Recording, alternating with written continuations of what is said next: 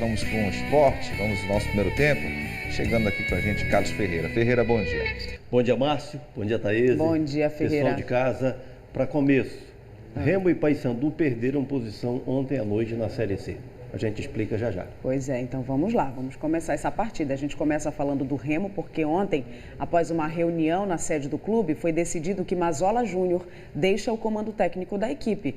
Contratado em fevereiro, ele trabalhou em 16 partidas pelo Leão, com 7 vitórias, 6 empates e 3 derrotas. O treinador, que foi vice-campeão paraense, não resistiu à série de 7 jogos seguidos sem vitória.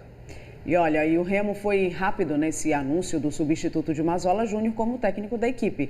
Será o gaúcho Paulo Bonamigo, de 59 anos. O treinador retorna ao clube 20 anos após a primeira passagem.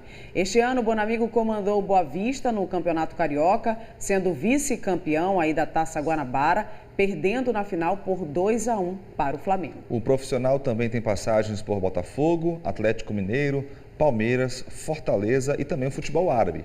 Ele chega hoje a Belém e deve comandar o treino da tarde lá no Baenão. Portanto, Ferreira, Bonamigo retornando ao Remo, já conhece o futebol paraense. Isso também pode ajudar um pouquinho? Sem dúvida, pelo menos é a grande esperança dos azulinos, né? Por todo o histórico muito positivo do Bonamigo no Clube do Remo em 2000. Quando você diz até pelo futebol árabe, eu diria principalmente pelo futebol árabe, porque o Bonamigo saiu do Brasil, foi trabalhar na Arábia, ficou muito tempo lá, voltou em 2017, àquela altura estava engatilhado para vir para o Remo, acabou indo para o Fortaleza e desta vez torna-se técnico do Remo. Mas voltando aqui ao período Mazzola, claro que quando você trabalha em números para justificar a demissão do Mazzola, você vai nos 7 jogos sem o Remo vencer. Nessa série de 7 jogos sem vencer, incluindo o campeonato estadual, o Remo perdeu o título estadual e desabou da liderança da Série C para fora do G4, que é a consequência do que aconteceu ontem à noite, que eu já vou explicar. Até ontem estava na terceira colocação, né? Até ontem. Então, na série de 7 jogos sem vencer, o Remo fez 3 gols. 3 gols em 7 jogos. Então, esse rendimento da equipe, as atuações, os números, isso tudo foi contribuindo. Além de outros desgastes, isso foi contribuindo para o Mazzola ir saindo do Remo aos poucos. Um dos fatores, ele insistiu muito para o Remo contratar o Zé Carlos e depois ele insistiu muito com o Zé Carlos no time e o Zé Carlos não tendo rendimento algum para isso.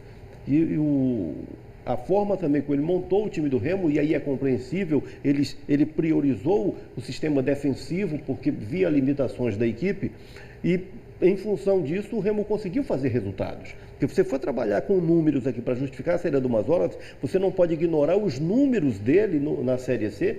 Ele deixou o Remo com 10 pontos. 10 pontos em o quê? 8 jogos? 7 jogos. Em 7 jogos. Então não são números ruins, tanto que o Remo está ali colado. Já explicando, ontem à noite o Vila Nova ganhou do Imperatriz por 3-0. A vitória do Vila Nova baixou o Remo da 4ª para a 5ª posição e o Paysandu da 3ª para a 4ª posição. Essa que é a questão. Então, os números nesse aspecto não são tão ruins. Né? Bonamigo em 2000... Ferreira, rapidinho, a gente não pode esquecer também que teve o efeito Repá, né? 2 derrotas para o Paysandu, a gente sabe que isso acaba pesando também em todo esse contexto, né? Não tem a menor dúvida. Bonamigo, em 2000, recebeu o Remo em risco de rebaixamento no campeonato estadual, levou o Remo lá para a reta final, para quase chegar à decisão do campeonato, foi eliminado pelo Paysandu na semifinal, mas no Campeonato Brasileiro, que àquela altura era a Copa João Avelange, ele botou o Remo na primeira divisão. O Remo teve ali o acesso à primeira divisão, tanto que montou o seu time de 2001 para disputar a primeira divisão, mas a CBF passou o sarrafo no Remo.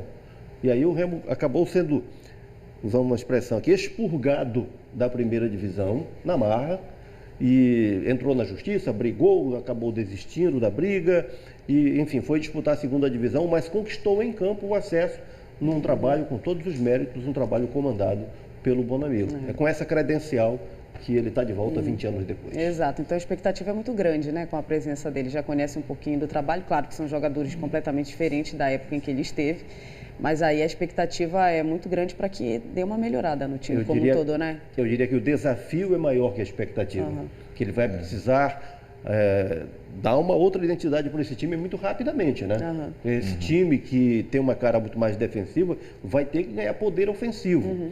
E de imediato ele não tem tantas opções novas, né, de peças. Então ele vai ter que reconfigurar esse time do Remo muito rapidamente para no domingo contra o Manaus, é o jogo da estreia do Bonamigo, no domingo contra o Manaus, esse time do Remo já ter uma produtividade ofensiva que o faça capaz de ganhar o jogo, quebrar o jejum. É aquela questão de ajustar o carro com o carro em andamento, né?